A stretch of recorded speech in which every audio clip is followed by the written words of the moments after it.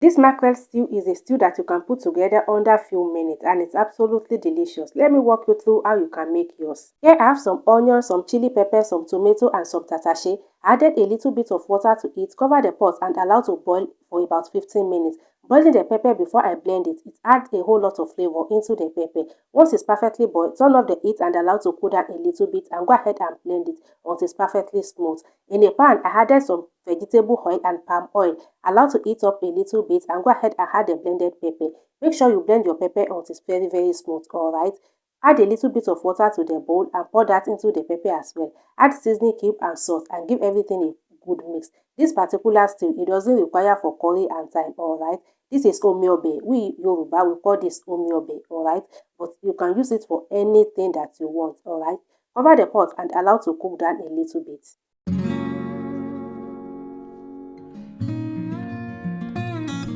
Once the stew has started boiling, go ahead and add any protein of your choice. I'm making use of fresh mackerel, alright? But feel free to make use of whatever you have at home, chicken, beef, everything we do, alright? Just feel free to add whatever you want, alright?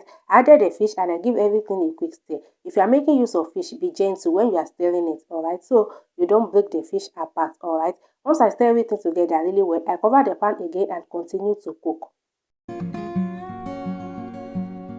I came back to check on the stew and it's almost done. I just go ahead and give it a gentle stir again. Be gentle so you don't break the fish apart, alright?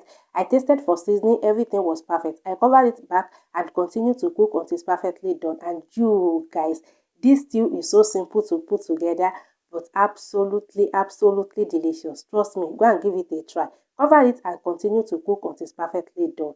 At this stage, our stew is done. Give it a final good stir and go ahead and enjoy. You can pair it with yam, with rice, with fufu, anything. Trust me, it goes well with everything. And I hope you guys like the recipe. If you do, please give the video a thumbs up, subscribe to the channel, leave a comment down below, and I will see you guys in my next video. Watch the video that pop up here to see how I prepare the gbegiri. See you guys in my next video. Bye.